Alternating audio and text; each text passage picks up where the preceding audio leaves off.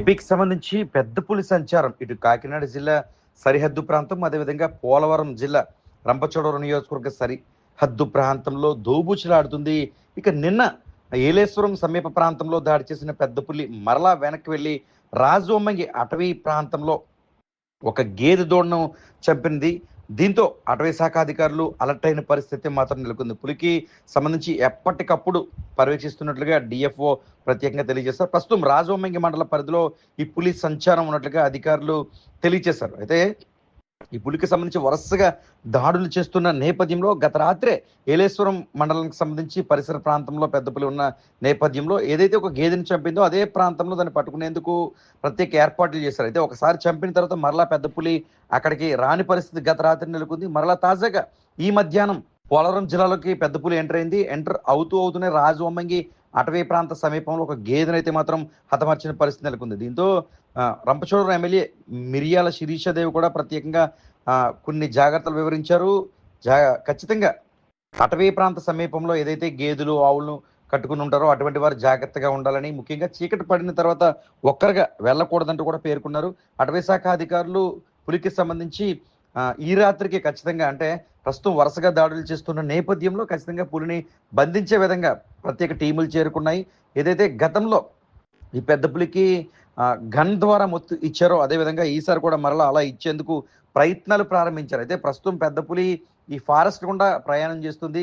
వచ్చిన తర్వాతే ఈ ఇంజెక్షన్ అనేది కొనసాగుతుంది అన్నది అటవీ శాఖ అధికారులు అయితే మాత్రం ఒక అంచనా వేస్తున్నారు. ప్రస్తుతం రెండు జిల్లాలు, అంటే గోదావరి జిల్లాలకు సంబంధించి ఒక పక్క కాకినాడ ఏలేశ్వరం సమీప ప్రాంతం, మరోపక్క ఈ పోలవరం రాజవొమ్మంగి అటవీ ప్రాంతం, ఈ సరిహద్దు ప్రాంతంలో అటు ఇటుగా పెద్ద పులి ప్రస్తుతం తిరుగుతున్న పరిస్థితి నెలకొంది. పరిమితడక దగ్గర ఒక గేదెను అటెంప్ట్ చేసిందండి.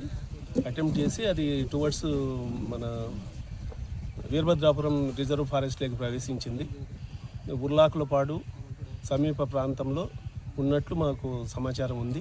సంజీవ నగరము, చెరుకుంపాలెము, మర్రిపాలెం, వీరభద్రాపురం గ్రామ ప్రజలందరికీ కూడా విజ్ఞప్తి చేస్తూ ఉన్నాము. ఎవరు కూడా భయపడాల్సిన పని లేదు. మా టీమ్స్ ఎప్పుడు దాని కదలికలను ఎప్పటికప్పుడు గమనిస్తూ సమీప ప్రాంత ప్రజలందరినీ కూడా అప్రమత్తం చేస్తూ ఉన్నాము. సాయంత్రం 4 తర్వాత ఎవరు కూడా ఒంటరిగా కానీ గేదెలను కానీ అడవిలోకి తీసుకొని పోవద్దండి. అందరూ ఇళ్ళకే పరిమితమై జాగ్రత్తగా ఉండండి. ఒక్కొక్కరుగా తిరగొద్దు. ఏదైనా మీకు అనుమానం వచ్చినా, ఏమైనా సమాచారం తెలిస్తే మాకు సమాచారం అందించవలసిందిగా మా సిబ్బంది ప్రతి గ్రామంలో 1-2 పెట్టున్నాము. వాళ్ళకు సమాచారం ఇస్తే మాకు ఇస్తారు. మేమంతా వచ్చి దాని యొక్క కదలికలను గమనించి దాని ఏర్పాట్లు మేము చూస్తున్నామండి. స్పెషలిస్టులు ఉన్నారండి దాన్ని బంధించేదానికి. వాళ్ళ ద్వారా దాన్ని ట్రాక్ చేసిన తర్వాత దాన్ని సురక్షితమైన ప్రదేశానికి తరలిస్తాము. అక్కడ దాని కదలికలను గమనించి అది కోలుకున్న తర్వాత పై అధికారుల యొక్క అనుమతితో వారు చెప్పిన సమాచారం ప్రకారం దాన్ని తీసుకెళ్లేదానికి మాకు ఉత్తర్వులు ఉందండి. దాన్ని డిసైడ్ చేయాల్సింది పై లెవెల్లో కమిటీ ఉంటుంది. ఆ కమిటీ ద్వారా మేము తీసుకునే యాక్షన్ ఉంటుంది. ఇప్పటి వరకు దాని కదలికలు గమనిస్తే ప్రజావాసాల మీదకి ఎక్కడ కూడా రావట్లేదు. ఊరి బయటనే వెళ్ళిపోతూ ఉంది. కాబట్టి ప్రజలు ఎవరు ఒంటరిగా మాత్రం ఉండొద్దు. అంత ఇది భయపడాల్సినటువంటి పని లేదు.